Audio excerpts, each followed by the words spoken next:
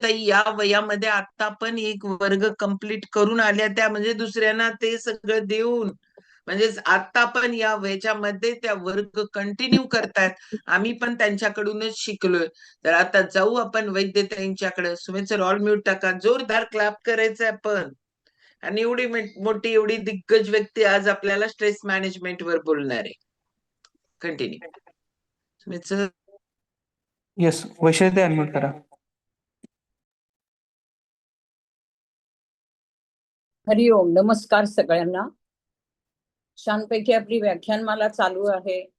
रोज आपण व्याख्यान तर ऐकतोच आहोत निरनिराळी, पण त्याचबरोबर अनुभव ऐकतो आहोत.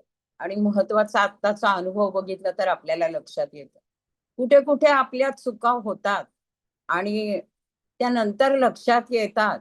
सगळे डिसीजेस म्हटलंय की लाईफस्टाईल डिसीज, आणि खरोखर लाईफस्टाईल डिसीजचं मुख्य कारण आहे ना, म्हणजे अनेक कारणं असतात, त्यातलं मुख्य कारण आहे ते ताणतणाव हे आहे. कालच आपण औषधांचे परिणाम आणि दुष्परिणाम व्याख्यान ऐकलं. हृदयरोगावर प्रसाद सरांचं व्याख्यान ऐकलं. नेहाताईंचं पण खूप छानसं व्याख्यान ऐकलं.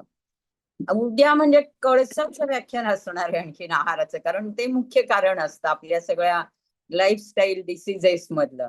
त्यामुळे हे सगळं जे काय आहे, तर मग ह्याला वेगळी वेगळी कारणं आहेत. आपल्याला बघितलं तर ताण तणाव काय येतात त्याच्यासाठी निरनिराळी कारणं आहेत, आणि त्या कारणांवरती उपाय आहेत ते म्हणजे योगाच, आणि ते आपल्याला बघायचे आहे. तर स्ट्रेस किंवा ताणतणाव, आता छोटी छोटी मुलं आता ह्या म्हणाल्या तसंच बोर झाले, एक तर असं म्हणतात नाही मला खूप टेन्शन आलंय असं म्हणतात. आपल्याला माहितीये की जेव्हा 10वीच्या परीक्षा वगैरे येतात त्यावेळेला त्याला त्याच्या आधीपासून 6वी सांगितलं जातं की आता ना नीट लक्ष दे म्हणजे 10वीला छान होईल. मग तो ताण घेऊन ते इतकं मिळालंच पाहिजे, इतकं झालंच पाहिजे अपेक्षा सांगितल्या जातात, आणि त्यानुसार तो अभ्यास करायला लागतो. ताण असतो त्याच्या मनावरती की नाही मिळवलंच पाहिजे. ते झालं, 2 वर्ष झाली 7वी 8वी की मग म्हणजे 10वी येते जेव्हा, तेव्हा सांगतो की नाही आता हे वर्ष ना तू अगदी पूर्ण लक्ष दे, आणि तुला आता एवढं मिळालंच पाहिजे, आतापर्यंत एवढं मिळालं तर जे काय कमी येते आता पूर्णच झालं पाहिजे. आणि मग तिथे ते करायला लागतात. म्हणजे बघा की एका मागून एक त्याच्यावरती सतत ताण असतो लहान वयापासून. मग हा आहे किती ताणाची कारणं आहेत. आता आहाराचं पण बघा, आता त्यांना विचारलं किती भाकरी खात होतात म्हणून, आणि मग ते पण एक आपलं की म्हणजे लक्षातच येत नाही की आपल्याला हा त्रास कशामुळे होतो, आणि मान्य करायला तयार नसतो आपण.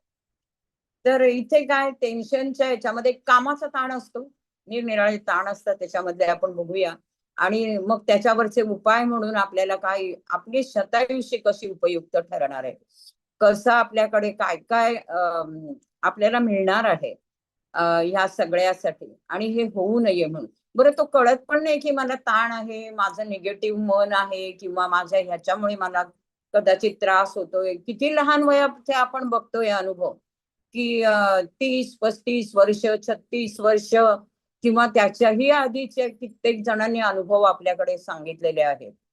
तर समजा ऑफिस मधला असतो ताण, की काही डेडलाईन्स दिलेल्या असतात आणि ते करायचंच आहे असं सांगितलेलं असतं. बॉसचा कधी कधी दबाव असतो.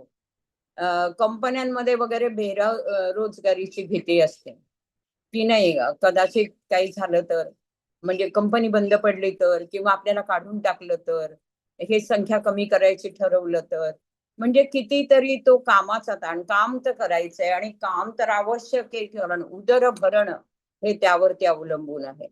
त्यामुळे ते एक आहे. दुसरं म्हणजे आर्थिक समस्या असतात. कर्ज काढलेले, कर्जाचे हप्ते आहेत, वाढता वाढता खर्च होतोय, मुलीचं लग्न आहे, मुलाचं लग्न आहे, असं सगळं काहीतरी जवळ आलाय सगळ्या गोष्टी, आणि पैसा तर काही नाहीये, अनपेक्षित काहीतरी आर्थिक संकट येतं कदाचित काही वेळेला. आणि ह्या सगळ्यामधून होतं काय, तर मनावरती प्रचंड ताण असतो. आणि त्या ताणातनं सुरू झाली तर मी माझा पहिला अनुभव सांगते बघा. मुलाचं लग्न होतं आणि मुलाचं लग्न असताना त्यांनी एक असं मोठं कार्यालय ते घेतलेलं होतं. जरा हे अंथरुणावर होते आणि सगळीकडे निमंत्रण द्यायला मला एकटीला जाणं हे शक्य नव्हतं. आणि त्यामुळे संपूर्ण एक तयार करून घेतलं, पत्रिका आणि हे सगळं, आणि ते आम्ही ह्याच्यावरनं पाठवलं. मी सगळ्या ग्रुप्सवर किंवा प्रत्येक ज्यांना कोणाला सांगायचं आहे त्या प्रत्येकाला ते तसं निमंत्रण, खाली विनंती, असं असं, त्यामुळे आपण जरूर जरूर यावं. मला स्वतःला काय होतं, काही वेळेला मलाच विसरायला होतं आणि म्हणून मग मी त्याच्यामध्ये की नको, म्हणजे आपल्या पुन्हा फोन करायला पाहिजे, पुन्हा सांगायला पाहिजे. मग पुन्हा पुन्हा मी निरोप टाकायचे त्या ज्यांना ज्यांना पाठवलंय त्यांना, रोज आठवणीसाठी, लक्षात ठेवा बरं का, या बरं का वगैरे. आणि असं करता करता अक्षरशः ज्या दिवशी, म्हणजे मला भीती होती की एवढं मोठं कार्यालय घेतलंय, याचे गुजरात मधून त्याच्या टीम्स येणारे नृत्याच्या आणि सगळं काही होणार आहे, आणि मग लोक नाही आले आणि ते एवढ्या मोठ्या कार्यालयात एवढेसे लोक कसं वाटेल, आणि आले तर पाहिजेत सगळे मनापासून. जेवण तेवढं सांगितलेलं आहे, ताटं तेवढी सांगितलेली आहे, काय करायचं, असा मोठा. मला इतका ताण आला, इतका ताण आला की आधीची 4-5 दिवस मला अचानक काखीमध्ये असं गोळा आला, ह्या दोन्ही काखांमध्ये. आणि ते गोळे असेल म्हणजे त्या टेन्शननी ते असतील की मला शेवटी, म्हणजे ब्लाऊज लग्नासाठी शिवलेले आता बसणार की नाही असा प्रश्न निर्माण झाला. आणि शिवाय म्हणजे काय आहे नक्की, हे काय झालंय आपल्याला, ही पहिली शंका आपल्याला येते, ती स्वतःला येते, ती कॅन्सर सारखी, गाठी आहेत म्हणजे काय.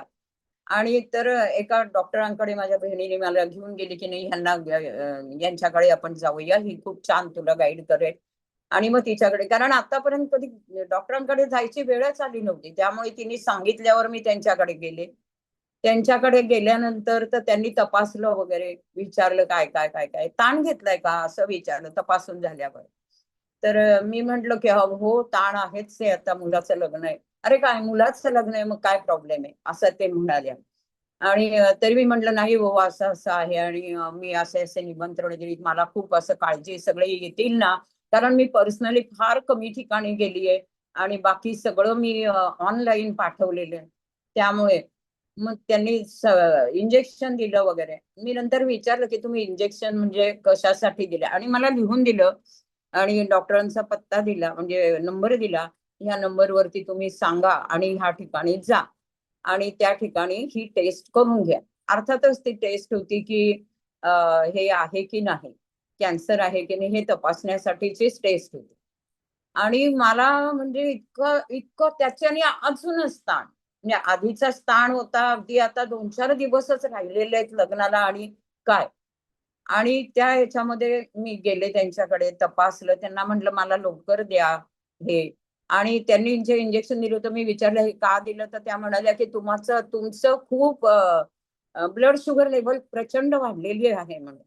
म्हणजे बघा की ताणामधनं ती वाढलेली. कारण मी गेले आणि गेल्यानंतर मला त्यांनी तपासलं वगैरे, दुसऱ्या दिवशी घ्यायला जाईपर्यंत बापरे, प्रचंड ताण, प्रचंड ताण. आणि ते दुखत होतंच, ते कमी पण झालेलं नव्हतं फारसं. त्यांनी गोळ्या वगैरे दिलेल्या होत्या, त्या मी घ्यायला सुरुवात केली होती 3-4 दिवस. आणि गेले त्यांच्याकडे तपासायला, घ्यायला, रिपोर्ट घ्यायला. आणि जेव्हा ते निगेटिव्ह पाहिलं तेव्हा एकदम बरं वाटलं. आणि ती जी काय औषधं त्यांनी दिली होती त्याच्यात मग ते 3-4 दिवसात पूर्णपणे ते गोळे पण गेले. म्हणजे काय काय होऊ शकतं आपल्याला, अति विचार आणि ओव्हर थिंकिंग, आता भविष्याची सतत चिंता आपल्याला वाटायला लागते अशा काही गोष्टींमधनं. म्हणजे काहीही होऊ शकतं आणि ज्याचं मूळ कारण असतं ते म्हणजे टेन्शन. म्हणजे लाईफस्टाईल मध्ये आणि याच्यात बाकी सगळं चांगलं होतं, योगाचा अभ्यास होता, सगळं आहे, पण केवळ ताणामुळे ती गोष्ट. त्यानंतर कधीही कुठलंही लक्षण आलं नाही, काही नाही, आतापर्यंत कसल्याही गोळ्या घ्याव्या लागत नाही, काहीही नाही. कारण आणि नंतर आपल्या आता 4 वर्ष झाली मला की मी ह्या शतायुषी मध्ये आलेली आहे. त्यामुळे तर आता मला म्हणजे अगदी पूर्ण खात्री आहे की आपल्याला काही होणार नाही. आणि मग हे जे काय आहे तर त्या एक तर अशी निरनिराळी कारणं असतात. आता कौटुंबिक आणि नातेसंबंधामध्ये काहीतरी फॅमिली इश्यूज ज्यांना म्हणतो आपण, वाद असतात म्हणा, काही पण.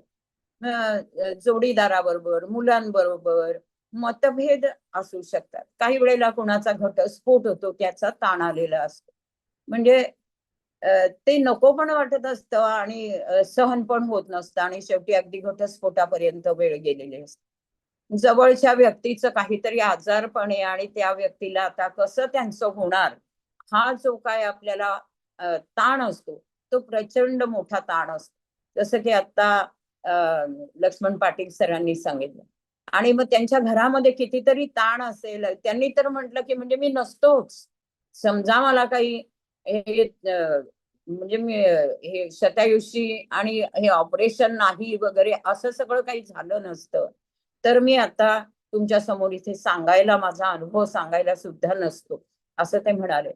तर खरोखरच निरनिराळ्या प्रकारचे असे ताण. आणि मग घरामधल्यांना किती, घरातल्या जवळच्या व्यक्तीचं एवढं आजारपण, त्यांची पत्नी म्हणा, त्यांच्या घरातले सगळे म्हणा, त्यांना केवढा तरी ताण असेल.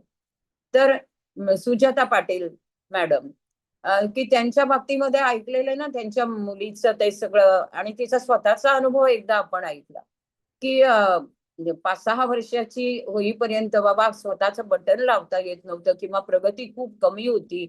घरामध्ये डायबिटीस मोठ्या प्रमाणामध्ये मिस्टरांना झालेला हिस्ट्री होती घरामध्ये तशी, वडील त्यांनीच गेलेले आहेत वगैरे. तर अशा सारखा अनुभव ऐकताना आपल्याला कळतं की ताण किती प्रचंड मनावर असतो. डिलिव्हरी झाल्यापासून किंवा त्याच्या आधीपासून कसं काय झालेलं असेल आणि शरीरावर, मनावर त्याच्याने सातत्याने परिणाम होत राहतात. आता सततच्या ताणाने शारीरिक आणि मानसिक आरोग्यावर खूप परिणाम होतात. आता एवढीच कारण आहेत का, तर नाही. मग आपल्या स्वभावाचे पण कारण आहे. आपण एक तर ऍक्सेप्ट करत नाही, हा भाग असतो. दुसरी गोष्ट, आपल्या मनामध्ये षडविकार अगदी ठाण मांडून बसलेले असतात. आपण सातत्याने कुणाचा तरी द्वेष करत असतो आणि त्याचा त्रास स्वतःला होतो आणि त्यातनं विकार सुद्धा निर्माण होतात. सतत निंदा कोणाची तरी करायची, त्याच्या तोंडावर छान गोड बोलायचं आणि दुसऱ्यांच्या समोर मात्र त्याची निंदा करायची. अशासारखं स्वभाव असेल, तर तो स्वभाव लवकर आपल्याला लक्षातच येत नाही की आपलं हे बरोबर नाहीये, चूक नाही. कीर्तन ऐकतोय, प्रवचन ऐकतोय, लेक्चर्स ऐकतोय, पण स्वतःमध्ये बदल केला जात नाही.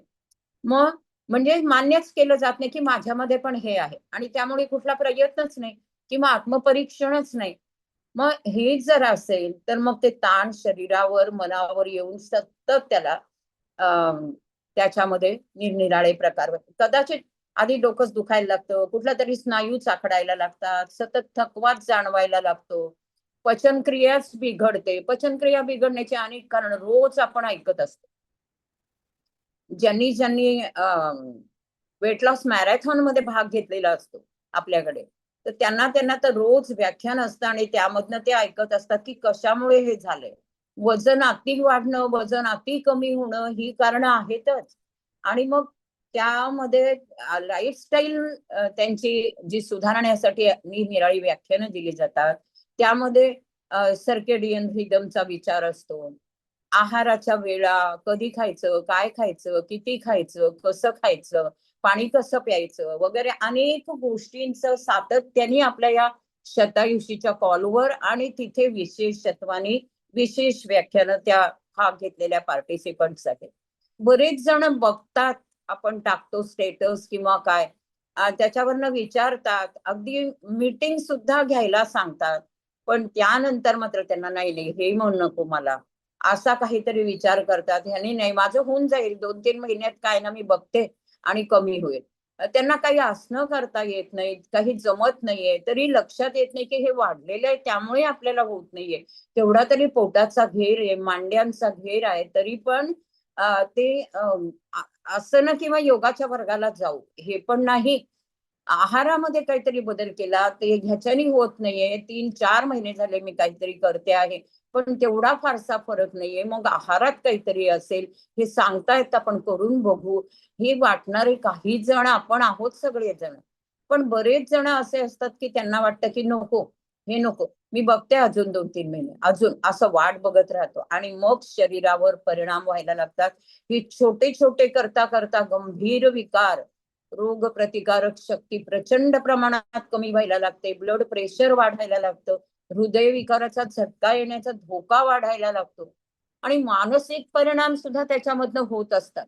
हे मानसिक परिणाम असतात त्याच्यामध्ये मुख्यतः आपला एकतर म्हणजे मानसिक गोष्टींमुळे मानसिक परिणाम आहेत, की मानसिक कारणं आहेत त्यासाठी, की आपल्याला प्रचंड अहंकार असतो, इगो असतो आणि त्या इगोमुळे आपण प्रत्येकाला चूक मानत असतो आणि मीच तेवढा बरोबर आहे आणि माझ्याकडे हे आहे, माझ्याकडे ते. आपण बोधकथांमध्ये अनेक बोधकथा ऐकल्या, की नंतर पश्चात बैल गेला आणि झोपा केला, असं भरपूर जणांचं झालेल्या कथा आपण ऐकलेल्या आहेत. आणि ते आपलं व्हायला नकोय. आपण आत्ताच जागं झालं पाहिजे. नंतर करून काहीच उपयोग नाही. आणि म्हणून आपण ते खरोखरी जॉईन झालं पाहिजे आणि केलं पाहिजे हे लक्षात येतं. मग आहाराच्या संदर्भात, आता हे मनावरचे परिणाम जेव्हा आपण बघतोय, तर मनाची चिडचिड होते. पण कशामुळे? कारण काय आहे, की काही काही वेळेला असं होतं, की बोलण्याची इतकी सवय असते, की आपल्याबद्दल बघा कम्युनिकेशन स्किल मध्ये पहिली गोष्ट सांगितली जात असते, की तुम्ही आधी ज्यांच्या घरात गेलेला आहात, त्यांच्याबद्दल आणि त्यांचं काय छान आहे, त्यांचं सगळं छान छानच्या गोष्टी त्यांना सांगा.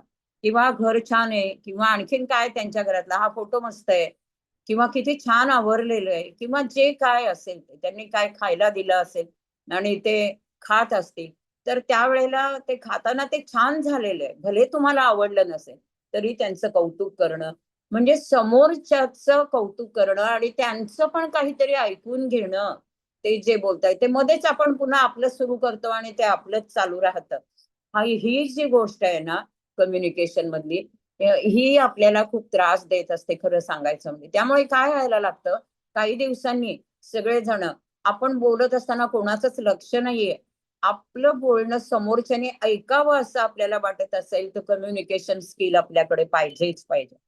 खरं म्हणजे आपल्याकडे आपण भरपूर जण कोचेस आहोत आता, आणि त्या कोचेसला कम्युनिकेशन स्किलवर इतकं काही सुजाताताई सांगतायत, की ते ट्रेनिंग म्हणजे अतिशय सुंदर अशा प्रकारचं ट्रेनिंग आहे. पर्सनॅलिटी सुधारते त्यामुळे. दुसरी गोष्ट आहे, आपली चिडचिड तर होते, एकाग्रता राहत नाही, आपला आत्मविश्वास कमी होतो. एकाग्रता न राहिल्यामुळे वाचायची तर खूप आवड आहे, पण तिथे एकाग्रताच नाहीये. व्याख्यान ऐकायची खूप आवड आहे, जॉईन होतो अनेक ठिकाणी, ऐकायला बसतो, पण मग कॉन्सन्ट्रेशन राहत नाही. म्हणजे हा जो परिणाम आहे ना मानसिक, हा सुद्धा वाईट आहे. कारण काय, की त्यामुळे प्रगती थांबायला लागते हळूहळू. आपण पुढे पुढे काही करायला जात नाही. प्रत्येक गोष्ट करायची आणि सोडून द्यायची, करायची आणि त्यात भाग घ्यायचा. थोडे दिवस ऐकलं की त्याच्यातला इंटरेस्ट गेला, मग दुसरं काहीतरी, मग आणखीन तिसरं काहीतरी. अशा प्रकारे आपण करत राहिलं तर आपल्याला निश्चितपणाने मानसिक म्हणजे कॉन्सन्ट्रेशन वाढत नाही. आपल्याला कॉन्फिडन्स स्वतःचाच कमी व्हायला लागतो. कारण कशाचाच मिळत नाही. असं एक जण आहेत सातत्याने म्हणतात, आता ना मी ह्यांचं ऐकलं बरं का. आता मी त्या कोण निरनिराळे अधिकारी आहेत आध्यात्मिक क्षेत्रामध्ये, आणि कधी कधी त्यामध्ये त्यांचं जे काय आहे ते सांगत असतात आणि ते ऐकायला. आता ह्यांचं ऐकलं नाही, ध्यान करण्याच्या पद्धती त्यांना सतत ऐकण्याची सवय. मग ह्यांचं ध्यान कसं, त्यांचं ध्यान कसं, त्यांचं ध्यान कसं, सगळ्या सतत ध्यानाच्या पद्धतीचे वर्ग करत असतात आणि विचारत असतात, की मग हे चांगलं आहे का, मी यांचं ऐकलं ते छान आहे बरं का, ते असं असेल, मी आता त्यांचं 8 दिवसांचं करायला घेतलं. झालं, पुन्हा 8 दिवसांनी म्हणतात, आता ना मी ह्यांचं ऐकलं, फारच सुंदर. 15 दिवसांचा कोर्स, पण इतकं सुंदर सांगतायत ना. अरे पण तुम्ही किती करताय? आपण ऐकतो खूप, पण त्याच्यामधलं आचरणात किती आणतोय? आणि मग एका ठिकाणी स्थिर राहतोय का? आपल्याला कॉन्फिडन्स वाटतोय का? अत्यंत महत्वाची गोष्ट आहे. आणि त्यामुळे मग हा कॉन्फिडन्स पण कमी होतो. ह्या सगळ्यामधून कसं आहे, की जेवणाच्या वेळा सर्केडियन रिदम बिघडलं गेलं, खाण्याच्या वेळा बिघडल्या गेल्या, आहार विहार बिघडला गेला. योगामध्ये अत्यंत महत्वाची गोष्ट आहे, की आहार आणि विहार याची बंधन. अगदी गीतेमध्ये पण सांगितलंय, की युक्ताहार विहारस्य युक्त चेष्टस्य कर्मसु युक्त स्वप्नावबोधस्य योगो भवती दुःखः. ते युक्त म्हणजे योग्य, आणि हे योग्य म्हणजे काय हेच माहिती नसतं, किंवा खूप वाचलेलं असतं योग्य म्हणजे काय, पण कळतं पण वळत नाही. अशी अवस्था झालेली असते. त्यामुळे ते योग्य घेतलंच जात नाही आणि त्यामुळे अर्थात त्यामधून म्हणजे त्यांनी तिन्ही गोष्टी सांगितल्या आहेत, आहार, विहार, झोप. मग ती झोप कमी व्हायला लागते. इन्सोमिया जसं वनिताताईंना किती वर्ष 32 वर्ष 33 वर्ष झोप लागत नव्हती आणि अगदी त्यामुळे इथपर्यंत आलेलं होतं की अॅनेस्थेशिया लागत नाही. ऑपरेशन तसंच झालं विदाऊट अॅनेस्थेशिया. म्हणजे काय सहन करावं लागलं असेल. म्हणजे झोप न लागणे ही केवढी मोठी तक्रार आहे. त्यासाठी गोळ्या घेतल्या जातात. पण मग त्या गोळ्यांची पण सवय लागते आणि काही वेळेला त्या गोळ्या घेऊन घेऊन शरीर त्याला प्रतिसादच देत नाही आणि मग त्याचा डोस वाढवतात डॉक्टर. ह्या सगळ्या गोष्टी त्यामधनं होत असतात. मग आपल्याला जो तणाव येतो त्याच्यामधनं, टेन्शन्स निर्माण होतात की काय आपल्याला नक्की केलं पाहिजे. कारण काय तर काहीतरी विकार झालाय, तिथपर्यंत गेलंय आपल्या सगळ्या चुकीच्या गोष्टींनी आणि मग त्याला काय केलं पाहिजे. मग त्याच्यासाठी अर्थात महत्वाच्या सवयी आपल्याला काही असायला पाहिजे. आता म्हणलं ती कम्युनिकेशनची स्किल आपल्याला असायला पाहिजे. एक कुठला तरी नियमित आणि निश्चयाने, एकाग्रतेने केलं पाहिजे. त्याचा अनुभव यायला 10 ठिकाणी खड्डे खणून तिथे विहिरीला पाणी लागणार आहे का? तर एखाद्या विहिरीला पाणी लागायचं असेल तर खोल खोल खोल ते पाणी लागेपर्यंत गेलं पाहिजे. तिथेच खणत राहिलं पाहिजे. लागणार आहे, निश्चित लागणार आहे. आणि ह्याच्याबद्दल अनेक गोष्टी आहेत सुंदर सुंदर आणि त्यामधनं कसं किती छान झालेलं त्या गावामध्ये किती छान की जिथे अजिबात खूप लांबून लांबून पाणी आणावं लागतं अशी अवस्था काही दुर्गम भागांमध्ये आज सुद्धा आहे आणि तेव्हा ते किती जपून वापरावं लागतं आणि कित्येक दिवस म्हणजे आंघोळीसाठी म्हणा याच्यासाठी सगळ्यासाठी जर लांबून पाणी आणायचं असेल तर किती आणणार आणि काही दिवस परत नाही आपल्याला जाता येणार आहे तर काय करणार. म्हणजे अशा अनेक गोष्टी या होत असतात आणि त्याचा ताण हा सातत्याने मनावर असतो. त्यामुळे आपल्याला हे खड्डे अनेक न खणता एकच खड्डा खोलपर्यंत म्हणजे एकच कुठला मार्ग निवडा आणि तो मार्ग आपल्याकडे गीतेने पण सांगितलंय. सगळे 18च्या 18 योगच सांगितलेले आहेत. त्यामुळे योग किंवा आपल्याला सांगितलं जातं व्यायाम करा. त्याच्यासाठी आपल्याकडे सूर्य नमस्कार पूर्व कालापासून आपले पूर्वज करायचे आणि सूर्य नमस्काराच्या माध्यमातून अत्यंत सुंदर राहायचं. अर्थातच सूर्यनमस्कार सगळ्यांना करता येत नाही, मग करायचं नाही का? तर आपल्याकडे शतायुषीमध्ये योगाचे वर्ग आहेत. सकाळी आहे, संध्याकाळी आहे आणि त्या योगाच्या वर्गामध्ये परत त्याच्यामध्ये असं आहे की ज्यांना खरोखरच हे सगळं अवघड अवघड काही जमणार नाहीये किंवा त्यांच्या तक्रारीप्रमाणे त्यांना हे करायला पाहिजे आहे त्यानुसार वर्ग आहे आणि त्यामुळे त्याच्यामध्ये सगळे वय जास्त असू दे, मणक्यांचे विकार राहू दे किंवा इव्हन ब्लड प्रेशरची तक्रार असली तरी काही दिवस तशा प्रकारचा अभ्यास करून नंतर पुन्हा त्यांना त्याच्यासाठी आवश्यक असणाऱ्या स्पेशल वर्गामध्ये अशा प्रकारचे वर्ग. तर हे सगळं त्यासाठी आहे. त्यामुळे व्यायाम करणं किंवा योग करणं आपल्याला जे चालेल करायला शक्य असेल आपल्याला आणि ज्याच्यामुळे आपल्याला फायदा होणार आहे अशा प्रकारे नियमित थोडं चालणं. आता चालण्यामध्ये सुद्धा आपण अनुभव ऐकलेले. खूप खूप चालायचे, खूप खूप सायकलिंग करत होते. परवाच्या दिवशी आपण अनिल सरांचं ऐकलं. म्हणजे काय खूप ते म्हणजे 15-16 किलोमीटर किंवा त्याहून जास्त सायकल चालवत होते. मग सायकलिंग करा, चाला, चालण्याने चांगलं राहणार आहे ठीक आहे. पण त्याला पण काही मर्यादा. बसू नका, एकसारखं बसूनच राहिले तर एकसारखं झोपूनच आहोत, घरातच आहोत. असं करण्यापेक्षा थोडं चाललं तर पाहिजेच पाहिजे पण त्याचा अतिरेक नाही. कुठल्याही गोष्टीचा अतिरेक आपण करतो आणि मग त्याचा त्रास व्हायला लागतो. थोडंसं गोड खाल्लं होतं त्याच्याने काही झालं नव्हतं. आमच्या घरात कोणाला नाही पण आहे असं म्हणणारे लोक पण आपल्याला भेटतात. तरी मला कसा डायबिटीस झाला. मग याच्यामध्ये आपण व्यायाम करत नाही, योग करत नाही, चालत नाही, योगासनं आणि त्याच्यामध्ये असणारं स्ट्रेचिंग जे आवश्यक तेवढं आहे ते आपल्याला माहिती नसतं. आणि योगाच्या भागामध्ये काय मूळ म्हणजे की शरीर आणि मन दोन्हींवर परिणाम होणार आहे. मनाच्या वरती जो काय परिणाम होतो मी आता म्हटलं होतं की मनामध्ये जे षड विकार आहे काम, क्रोध, मद, मत्सर, लोभ, मोह हे सगळं जे आहे हे आपल्यामध्ये इतक्या प्रमाणात असतं. तुलना करण्याचा स्वभाव मुलांना पण आपण तेच करत असतो. आपण घरामध्ये पण राग चिडचिड खूप करत असतो.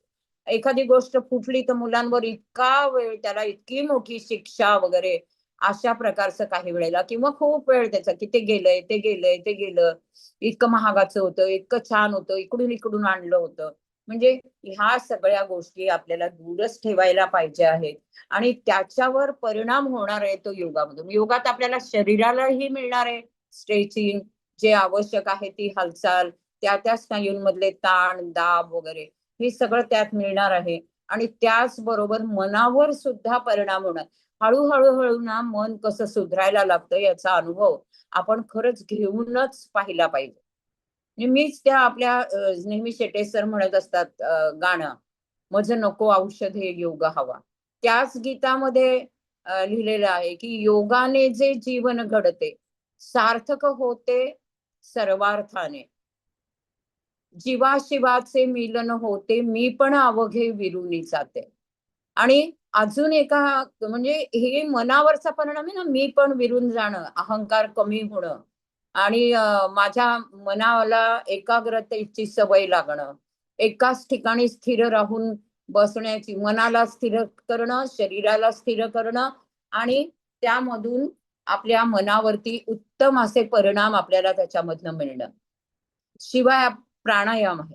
प्राणायामाचा वर्ग सुद्धा आपल्याकडे, आपले सगळे वर्ग निशुल्क विनामूल्य. आता विनामूल्याचा अर्थ काय माहिती का? निशुल्क पेक्षाही विनामूल्य शब्द खूप छान आहे. विनामूल्य म्हणजे ज्याचं मूल्यच करता येणार नाही अशा प्रकारचे विनामूल्य असे ते वर्ग आहेत. आणि की ज्याचं मूल्य पैशात करता येणार नाही. तुम्ही खूप पैसे खर्च करून सुद्धा, आता आपण ऐकलं किती किती खर्च, कित्येकांचे अनुभव ऐकताना की इतके लाख सांगितलेले होते, इतके लाख तयार ठेवायला सांगितले होते, इतक्या लाखांचा खर्च सांगितलेला होता आणि ते गेलं. मग हा छोट्या पैशात, कमी पैशात माझं ते चांगलं झालं. कारण का? मी प्राणायाम पण करायला सुरुवात केली.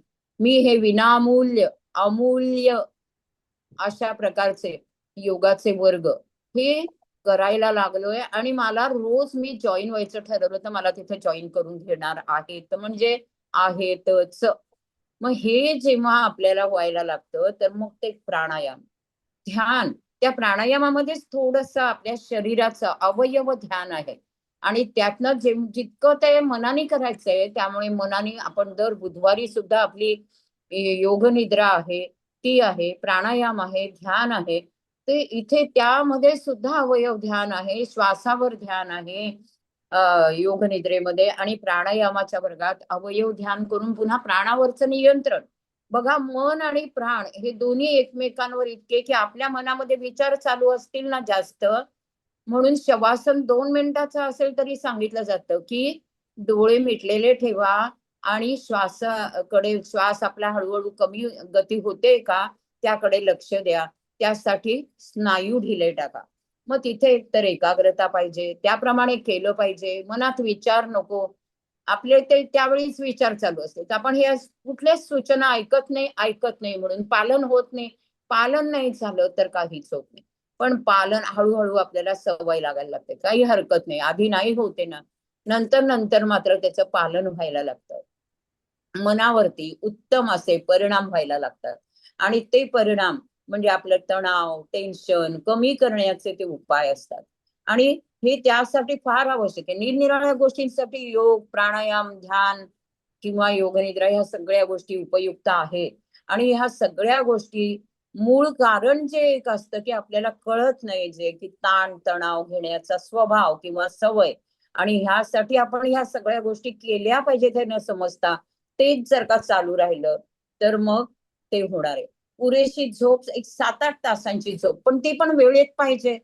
आपलं सर्केडियम रिदम जाणून घेऊन की रात्री 10 ते 2 लिव्हरला आपल्याला रिपेअर करायची वेळ दिलाच पाहिजे. आपण टीव्ही बघत बसणं आहे किंवा मोबाईल वरती बघत बसणं आहे, काम असेल तर गोष्ट वेगळी थोडं, पण तरी सुद्धा आपण प्रयत्न करायचा की कसं आपल्याला ते पालन करता येईल. लिव्हरला कसा आपल्याला वेळ देता येईल आपल्या शरीरात स्वतः दुरुस्ती करण्यासाठी. त्याच्यासाठी योग्य आहार आपल्याला कसा घेता येईल. ऐकतो तर खरंय, वाचतो तर खरंय, पण निरनिराळ्या रेसिपीज वाचून ते सगळं करण्यापेक्षा जर का आपण योग्य आहाराचे नियम ऐकतोय, त्याचं पालन करायचं ठरवलं, तर निश्चितपणाने आपले ताण मनावरचे, शरीरावरचे दूर व्हायला मदत होणार आहे. आवडत्या गोष्टी करणं हा पण एक छानसा उपाय आहे.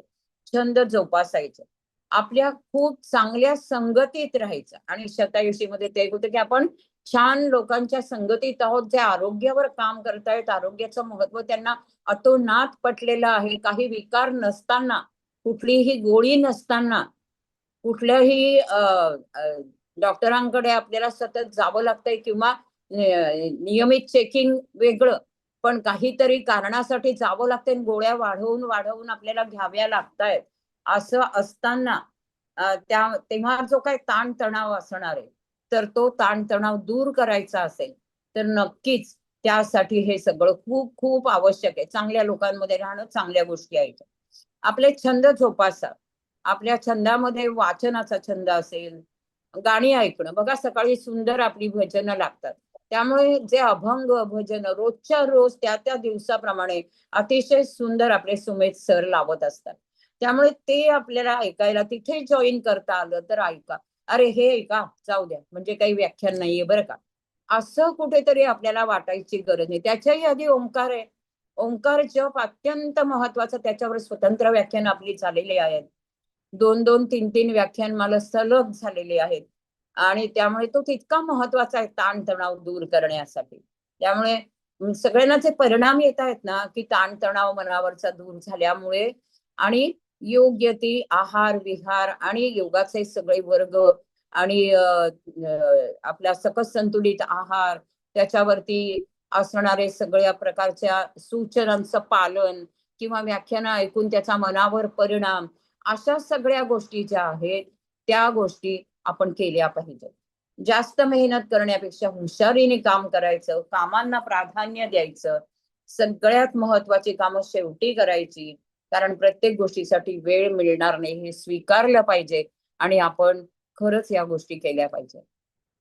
तर खरोखरच आपल्या ताणतणावावरती आपला सगळा वेळ हा उपयुक्त आहे हे आपल्याला कळायला लागलेलं आहे.